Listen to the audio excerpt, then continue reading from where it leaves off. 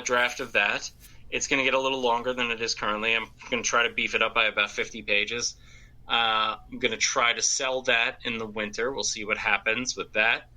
And then I'm going into my first full-length horror novel once that's out of the way. And that's going to be... I'm really excited about it. I'm also super nervous about it because if I was worried about upsetting Gozer worshippers the first time around, this time the amount of people who can get upset is a lot bigger. And the people that I've told about it have all cringed, and they've all had the reaction of, you sure you want to write that? And so when I hear that, I'm like, yeah, I want to write that. Mm-hmm. Get out of that comfort zone. Yeah, for sure. Good. Yeah. Well, I mean, I don't have to ask the other questions. They're on the other episode. You know, listen to his previous episode from last year, people. You'll hear his answers. Art still matters. It still matters. It still matters. Yeah. Damn it. You know, you don't want to see funding cut. I mean, I don't know how artists... It's really hard. I mean, a lot of the artists that I've interviewed during this pandemic, they've had to do virtual classes. That's a plus. But, I mean, I feel bad for those who are stage performers, you know, musicians. Some of them are coming back, but nothing major yet. Movies are being pushed back. Those are the people I really feel bad for, is like the artists and stuff that work on movies and plays and whatnot. That's very difficult. People who make a living doing that specifically. Yeah. I mean, it's not just actors. I mean, there's set decorators, there's musicians, there's props, costumers, all that. I mean, everybody, top to bottom. It's just crazy. But you can still... We're still in the first wave, Alex. We're still in the first wave of this thing. We need to have Booster Gold come back in time and stop it. My dream. I know how I would play him and everything. Get some things. Wheels are turning. I'm waiting on you. Wheels are turning. Yeah. I have the comics. I have the comics still. I was trying to sell them on, believe it or not, I was trying to sell them on eBay because I was just kind of hurting for cash, but no one ever bought them. Maybe there was a reason. These are Booster Gold comics that you have? No, these were the Justice League and JLI. A lot of the, pretty much almost the first 30-something issues, I think. Yeah. Oh my god. Yeah. You still have them? Yep. I started with the trade that had the very first beginning of just Justice League that had Guy Gardner, Dr. Fate, and Batman. And when Batman punches Guy Gardner. Yeah. One punch by Canary. Shazam. Yeah. So awesome. Captain Marvel.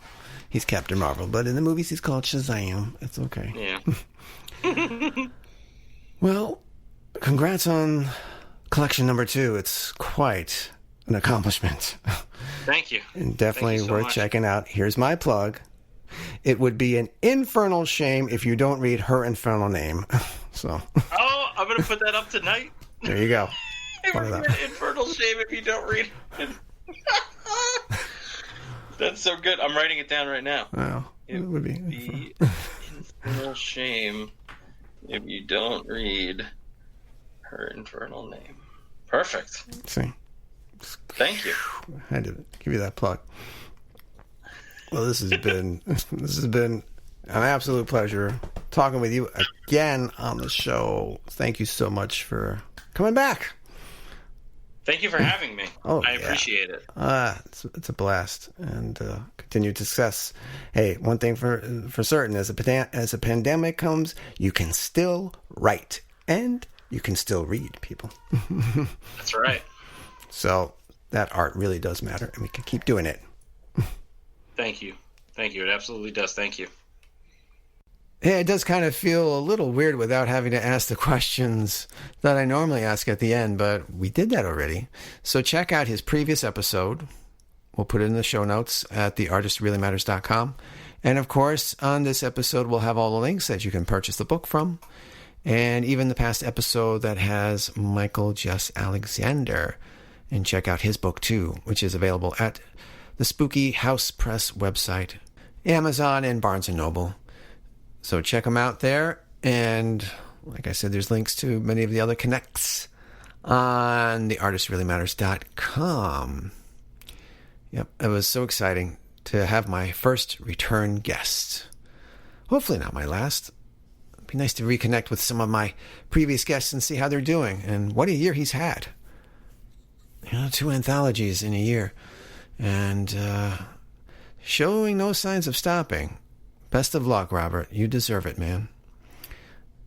So, I also will put a link to my October movie list. Yes, every month I release on YouTube some of my favorite movies that come out in that month. And so this is October, and you can check out my selection of movies that I picked out for October. I just show the movie trailers, but there's some really good ones, some humdingers. So check it out. Put a link in the show. And that's about it. Next episode will feature a Halloween art collector. This should be exciting. She collects a lot of original Halloween art. She's looking for those original pieces that are made by hand or whatever way they are by someone outside of just like a normal retailer, the stuff that's just churned out. She wants some really unique pieces. So we'll have her in 2 weeks. And do spooky stuff, be creative, and channel that inner Halloween artiste. And of course, check out the anthology by Robert Ottone. As I said, it will be an infernal shame if you don't read her infernal name. And I will see you all in 2 weeks. Until then, no matter where you go, let your creativity flow.